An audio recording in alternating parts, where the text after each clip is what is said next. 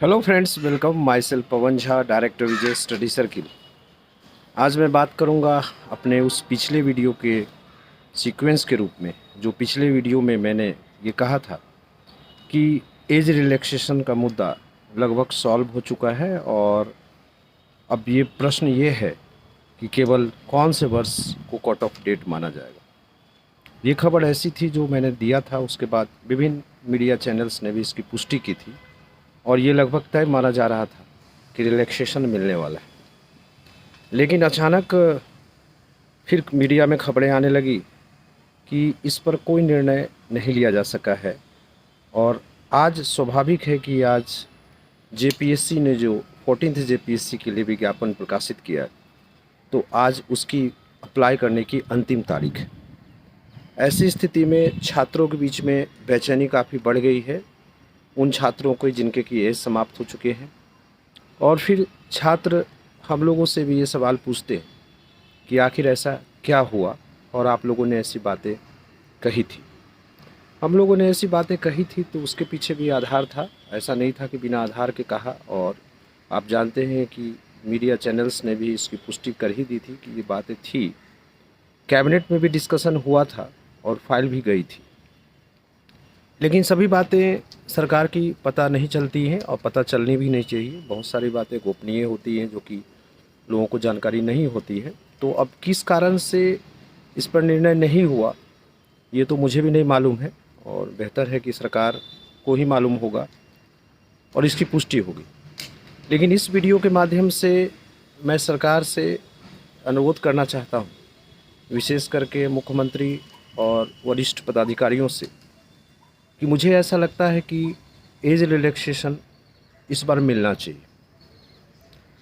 उससे पहले मैं ये बता दूं कि आप लोग में जो ये बेचैनी है कि आज फॉर्म भरने का लास्ट डेट है और इसके बाद आज अगर निर्णय नहीं हुआ तो मौका नहीं मिलेगा, तो आपको बता दूं कि अगर सरकार बाद में भी निर्णय करती है, कैबिनेट में भी कोई निर्णय होता है, तो फिर जेपीएससी को निर्देश दिया जा सकता है और फिर वो फॉर्म भरने के डेट बढ़ाए जा सकते हैं, अगर ऐसा निर्णय होता है तो। इसलिए ऐसी बात नहीं है कि आज अगर क्लोज हो गया तो यानी सब कुछ समाप्त हो गया। तो मैं अब उस मुद्दे पर आता हूं कि मैं सरकार और कंसर्न पदाधिकारियों से ये विनती करना चाहता हूं कि क्यों इस बार एज रिलैक्सेशन मिलना चाहिए। ये मेरी विनती भी है और अगर आवश्यक लगे तो कुछ सुझाव भी आप अगर उचित समझते हैं तो उस पर भी गौर कीजिएगा कि क्या किया जा सकता है। पहली बात कि क्यों मिलना चाहिए, तो 24 साल से मैं इस फील्ड में हूँ, कोचिंग गाइडलाइन दे रहा हूँ, छात्रों के बीच में हूँ और विभिन्न स्टेट पीसीएस परीक्षाओं के विज्ञापन को मैंने देखा है, इवन यूपीएससी का।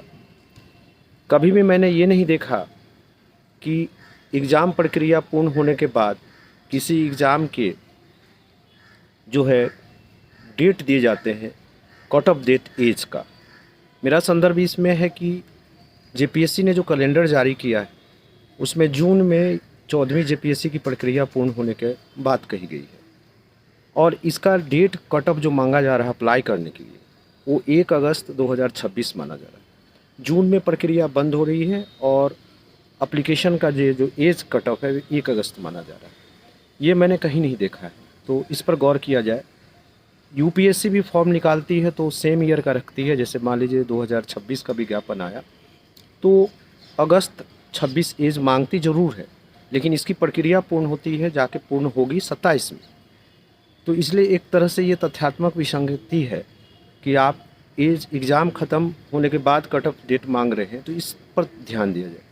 दूसरी बात मैं ये कहूँगा कि ये बातें जो अखबारों में आ रही है वो अपने अनुसार सही है कि पिछली बार जो एज रिलैक्सेशन मिला था, जो 2017 कट ऑफ किया गया था, वो कैबिनेट ने विशेष परिस्थिति में निर्णय लिया था कि कोविड की परिस्थितियाँ थी, स्टूडेंट्स परेशान थे, मौका नहीं मिला, इसलिए एक बार ये छूट दिया जाए। तो ये बात सही है कि उसी आधार पर वो 5 साल का रिलैक्सेशन दिया गया था और 2017 up to date cut off कर दिया गया था। लेकिन उसमें ये भी निर्णय हुआ था और उसके बाद कई बार ये सार्वजनिक बयान भी आए थे कि जेपीएससी हर साल परीक्षा लेगी। वैसा हुआ नहीं है और ये जो लास्ट एग्ज़ाम 11 to 13 हुआ, वो अगर आप देखें तो 2024 में हुआ। तो यहाँ भी ये गौर करने की बात है कि 2024 के बाद ये विज्ञापन अभी आई है। तो इस वजह से भी मिलनी चाहिए। ये बात भी मीडिया में आ रही है कि अगर 2018 कर दिया जाएगा तो खास करके आरक्षित वर्ग एससी एसटी और अन्य वर्गों के उम्र को देखा जाए तो 50-52 साल हो जाएंगे अपने अपने कैटेगरी के अनुसार उनके एज। ये बात तो जायज़ लग रहा है कि 50-52 साल हो जाएंगे, 58 साल में रिटायर कर जाएंगे तो क्या फ़ायदा होगा। लेकिन ये एक पक्ष देखा जा रहा है। दूसरा पक्ष ये भी देखिए स्टूडेंट की तरफ से, क्योंकि सरकार लोगों के हित में होती है और मैं आपसे विनम्र अनुरोध करना चाहता हूँ कि जो स्टूडेंट तैयारी कर रहे हैं उनके पॉइंट ऑफ व्यू से सोचा जाए कि इसमें उन छात्रों की क्या गलती है, क्योंकि एग्ज़ाम्स हमारे रेगुलर हुए नहीं। मैं उन कारणों की तरफ नहीं जाना चाहता कि क्यों नहीं हुए हैं, उसका अब कोई महत्व नहीं है, लेकिन कम से कम है कि अभी परीक्षाएं लगभग लगातार हो रही हैं। 1-2 साल पर परीक्षाएं हो रही हैं, पहले तो 3-3 4-4 साल पर होती थी, तो ये एक अच्छा चीज़ है। लेकिन नियमित परीक्षाएं तो हुई नहीं, इनका एज मारा गया। दूसरा, एज ए ट्यूटर, मैं इनको कोचिंग देता हूँ, मैंने सफलता भी देखी है स्टूडेंट्स की। सिविल सर्विसेज का एग्ज़ाम एकदम अलग होता है, वर्षों तक लोग लगे रहते हैं और वर्षों तक लगे होने के बाद वो सफलता प्राप्त करते हैं। लेकिन यहाँ इस केस में क्या हो रहा है कि वर्ष तो बीत गए लेकिन उनको अपॉर्चुनिटी नहीं मिला। अगर यूपीएससी के सक्सेस रेट को भी देखा जाए तो अधिकांश स्टूडेंट सेकेंड और थर्ड टाइम सक्सेस प्राप्त करते हैं। अब यहाँ पर अगर सेकेंड और थर्ड टाइम सक्सेस की बात करें तो जैसे शक्ति दुबे जो टॉपर थी वो 3 बार प्रीलिम्स ही फेल की थी। अगर आप जेपीएससी के संदर्भ में बात कीजिएगा माननीय, तो मेरी इस बात पर गौर कीजिए कि अगर जेपीएससी के 3 एग्ज़ाम्स को हम लेते हैं तो सर 9 साल छात्रों ने के लग गए। 3 एग्ज़ाम में 9 साल लग गए सर, उनकी उम्र बीत गई। और वो उसमें से कई स्टूडेंट्स पीटी भी दिए, मेंस भी दिए और इंटरव्यू तक गए, फिर भी वो सफल नहीं हुए। और इस बार वो आस लगाए थे कि चलो इस बार निकल सकते हैं जाहिर तौर पर, लेकिन अकस्मात फॉर्म आता है और फॉर्म में जो कट ऑफ डेट दी जाती है इसकी, तो ऐसे लोग अगर बाहर हो जा रहे हैं तो ऐसी स्थिति में मुझे लगता है कि सरकार को इस ओर भी ध्यान देना चाहिए कि इन छात्रों का कोई कसूर नहीं।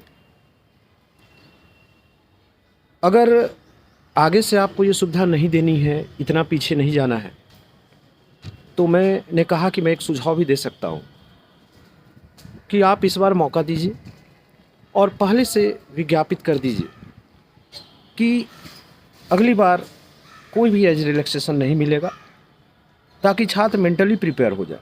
फॉर्म 2 साल 3 साल बाद आती है और जिस दिन आती है उस दिन पता चलता है कि आप एलिजिबल नहीं हैं।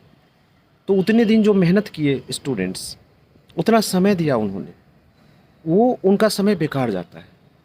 तो आप साइकोलॉजिकली तैयार करें स्टूडेंट्स, अपने करियर के अदर ऑप्शंस भी देखेंगे। तो इस बार भर आप मंजूरी दीजिए और आगे से ऐसा आप कर सकते हैं। एक अन्य बात मैं कहना चाहूँगा कि हाई कोर्ट ने अभी भले ही अंतरिम आदेश दिया है, लेकिन 22 छात्र जो हाई कोर्ट गए उनको अनुमति दे दी गई कि आप फॉर्म भर सकते हैं। ग्राउंड तो सेम है, सभी लोग कोर्ट जा नहीं सकते, जानकारी भी नहीं थी, सक्षम भी नहीं है। तो अगर उन 22 लोगों को कोर्ट ने दिया है तो इस मानवीय आधार पर भी आप अगर मंजूरी दे दें तो बेहतर होगा। और हम लोग ये मानते हैं कि आप तक अपनी बात हम लोग विनतीपूर्वक रखें, तो आप ज़रूर इस पर ध्यान देंगे और विचार करेंगे और एक लॉन्ग टर्म इसका सलूशन करेंगे।